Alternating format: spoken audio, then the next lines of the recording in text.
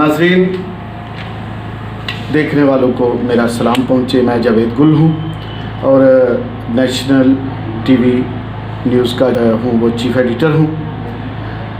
पिछले दिनों कई दिनों से, कई महीनों से, बल्कि क्या मैं पाकिस्तान से लेकर आज तक बहुत सारे ऐसे पाकिस्तान के अंदर, मुआशरे के अंदर ऐसे लोग मौजूद हैं जो कानून को अपने हाथ में लेते हैं और ऐसे ऐसे घिनौने जराइम कर जाते हैं जिसको मुआशरा कबूल नहीं करता। तो आज हम इन बुराइयों के ख़ात्मे के लिए, मजहबी हम आहंगी के लिए, भाईचारे के लिए और प्यार मोहब्बत को फ़रोग़ देने के लिए इस पर गुफ्तगू करेंगे।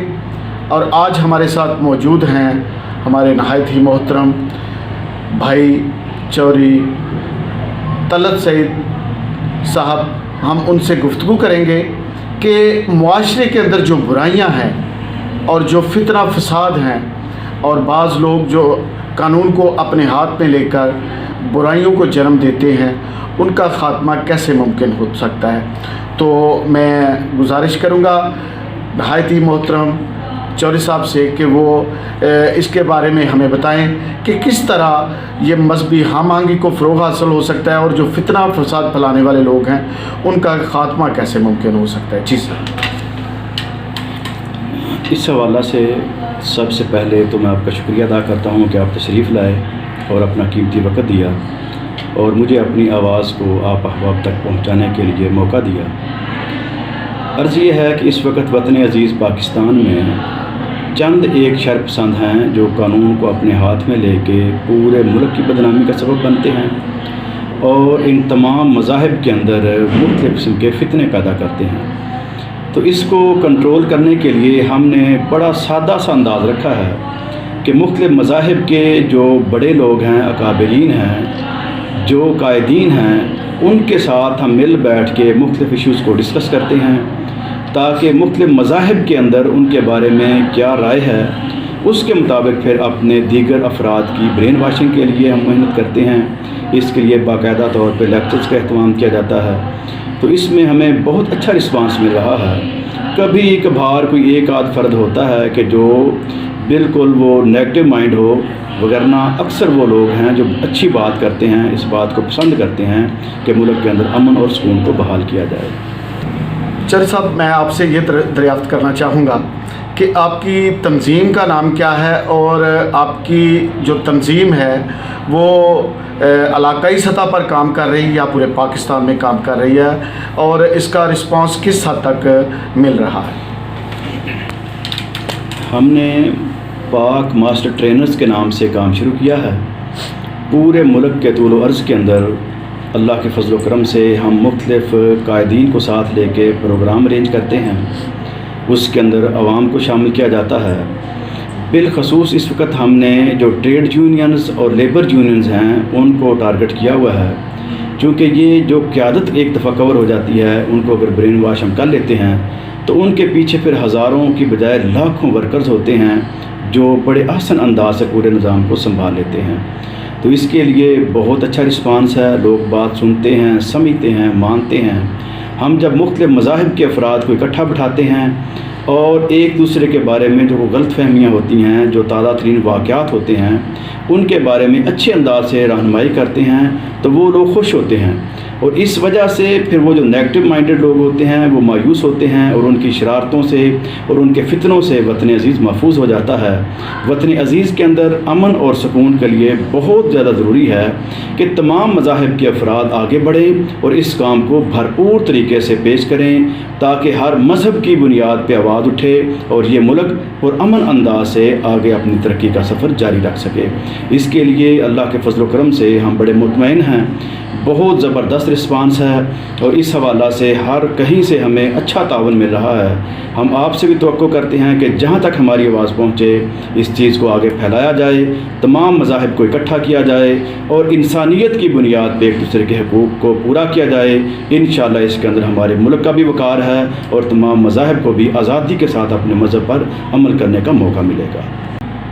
तलत सईद चौधरी साहब, पिछले दिनों आपको आपके इल्म में है کہ کراچی میں ایک نو عمر لڑکی جس کی عمر ابھی 13 سال تھی، آرزو راجہ، اس کو ایک شخص جس کی عمر 45 سال تھی، علی اظہر اس کا نام تھا، اس نے اس کے ساتھ نکاح کیا۔ کیا آپ محسوس کرتے ہیں کہ اس نو عمری میں یہ جو نکاح کی نکاح کرنا ہے مذہب تبدیل کروا کے، اسلام میں اس کی کس حد تک گنجائش ہے؟ جی سر۔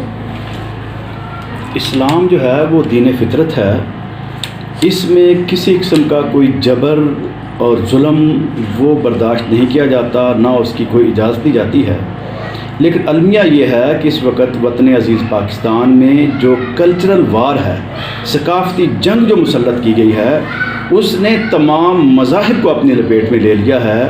یہ صرف ایک کرسچن کا یا ہندو کا یا سکھ کا ایشو نہیں ہے، بلکہ ہم نے کتنی عدالتوں کے اندر کورٹ میرج کے حوالہ سے مسلم گھرانوں کی چھوٹی چھوٹی بچیوں کو بھی دیکھا ہے۔ تو ہمیں اس ایشو کو کنٹرول کرنا چاہیے جو اس تباہی کی طرف ہمیں دھکیل رہا ہے۔ اس کی زد میں ہر مذہب آ رہا ہے اور ہر مذہب کا ہر گروہ آ رہا ہے۔ تو اس کے لیے ضروری یہ ہے کہ ہم اپنے ٹی وی چینلز اور اپنے دیگر معاشرے کے ماحول کو کنٹرول کریں تاکہ اس بےہودگی کے سامنے مضبوط قسم کی دیوار باندھی جا سکے۔